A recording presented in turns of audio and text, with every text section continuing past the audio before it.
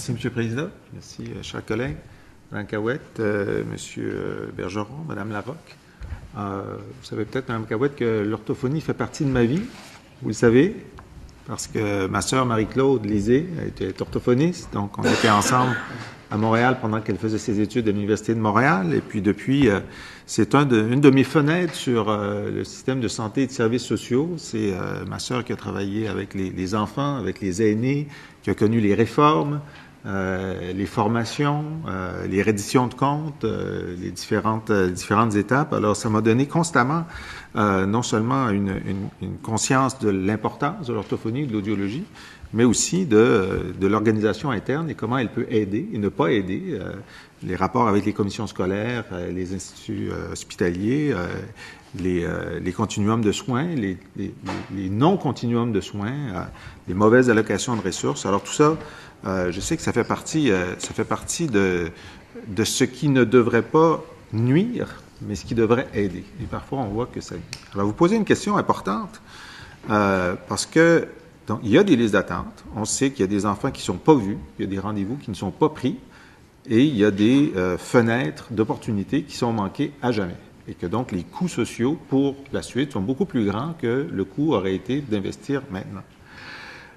Vous dites, avec le projet de loi 10 et toutes ces fusions, quel sera le poids des services sociaux, de la réadaptation, de l'orthophonie à l'intérieur de la structure?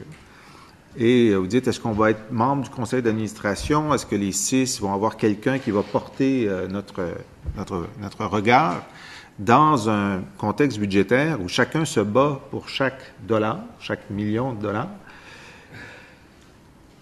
Et vous vous demandez, est-ce que ça va être pire? Moi, je dirais pire que maintenant, parce que maintenant, vous avez des C3S avec des conseils d'administration où vous êtes représentés. Et selon une étude du ministère de la Santé de 2010, qui est citée dans le mémoire de la protectrice du citoyen hier, elle disait que dans le système actuel où vous êtes représentés, les C3S intégraient un centre hospitalier dans 85% des cas. Les évaluateurs ont mesuré l'écart des dépenses de première ligne sur l'ensemble des dépenses du C3S dans un échantillon représentatif d'établissements. Et là, alors qu'on savait que l'objectif global, c'est d'essayer de déporter graduellement la proportion budgétaire du curatif vers le préventif, tout le monde est d'accord qu'il faut aller vers là, bien, les C3S ont fait en sorte que 5 ans plus tard, après leur instauration, les dépenses de première ligne se sont accrues par rapport à celles de deuxième et troisième ligne dans seulement 2 des 8 C3S étudiés. Dans 2 autres cas, elles ont diminué de façon importante et dans les 6 restants, les variations sont minimes. Alors, selon l'évaluation du ministère, ces résultats n'appuient pas le discours tenu par la majorité des C3S évalués quant aux efforts réalisés pour réallouer les dépenses vers la première ligne. Et en résumé, dit la protectrice, la mission médico-hospitalière des établissements fusionnés semble avoir été favorisée en dépit des efforts mis de l'avant pour réorienter les budgets. Alors ça veut dire qu'on était dans une structure dans laquelle vous aviez des porteurs de ballon, des champions. Et malgré ça, l'hospitalocentrisme a happé les budgets ou la proportion des budgets dans la plupart des cas. Et là, on dit, mais on va refusionner ça avec un encore plus grand hospitalocentrisme, avec une désignation par le ministre du directeur général adjoint, de tous les membres des conseils d'administration et des membres des comités d'experts. On va éliminer plein de conseils d'administration qui étaient plus proches des gens, des institutions qui disparaissent, alors que dans plusieurs cas, c'était des bénévoles ou des intervenants ou des gens qui étaient engagés là-dedans et qui donc vont se sentir dépossédés de leurs institutions, donc moins engagés. Alors, je comprends que vous soyez... je partage votre inquiétude. Bon, alors vous dites, on aimerait ça être présent sur les conseils.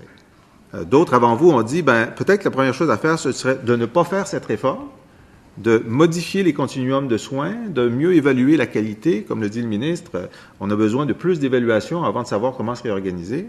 Mais il y a d'autres hypothèses qui ont été avancées et j'aimerais vous entendre là-dessus. Alors, il y a quelqu'un qui a dit, par exemple, ben dans les 6, il faudrait s'assurer que, dans tous les cas, soit le PDG adjoint viennent du côté services sociaux, plutôt que hospitalier curatif. Ça, c'est une hypothèse. L'autre hypothèse, c'est de dire, ben, il faudrait que dans la répartition des 6, en fait, il y ait des 6 services sociaux et qu'il y ait des 6 santé. Alors, ce serait une façon de s'assurer qu'il y ait des gens qui soient aux commandes, dont c'est la fonction et dont c'est la mission. Qu'est-ce que vous en pensez?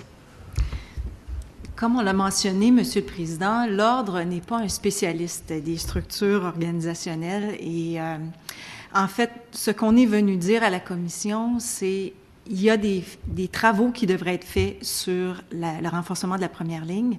Il y a des façons d'optimiser la réadaptation, même sans projet de loi 10. On en a mis à l'annexe 7 de notre mémoire. Il y a des projets d'optimisation qui commencent à être faits, qui portent fruit, qui devraient être étendus partout en province. Donc, il y a des impératifs financiers, il y a des questions d'organisation. Nous n'avons pas ces données-là à l'Ordre et nous laissons le soin à la Commission et aux législateurs d'en décider. Mais ce que nous demandons, c'est que les membres de la Commission portent une attention particulière aux effets. Donc, peu importe le moyen choisi par les spécialistes et ce qui sera recommandé par les meilleures pratiques, que l'effet en fait, soit que nous puissions faire ces travaux-là. Quand on disait, on ne souhaite pas nécessairement, nous, les orthophonistes et les audiologistes, être représentés sur ces conseils d'administration-là, mais que les personnes en place soient gardiens de ces besoins de la population et de la connaissance des mesures à mettre en place, spécifiquement pour cette catégorie de la population. Très bien. J'étais content d'entendre le ministre tout à l'heure répondre à votre question sur la protection et l'indexation des budgets en disant qu'il était attentif à cette nécessité. Mais en fait, ce qu'on voit, la situation actuelle, les budgets actuels, même s'ils étaient indexés, n'épuisent pas les listes d'attente. Alors donc, ce qu'il faudrait dans une perspective à court et moyen terme, c'est que la part des budgets de la santé, qui sont le principal poste de dépenses au gouvernement du Québec, graduellement, la proportion qui aille à des services comme le vôtre augmente par rapport à l'ensemble. Alors, je dis, soyez plus audacieux, les orthophonistes. Demandez pas un budget fermé et indexé, demandez un budget adapté aux besoins. Et en ce moment, il y a de l'inventaire d'enfants qui attendent et il faudrait de toute urgence faire en sorte qu'il n'y ait plus de ces listes d'attente. Merci beaucoup. Alors, ceci met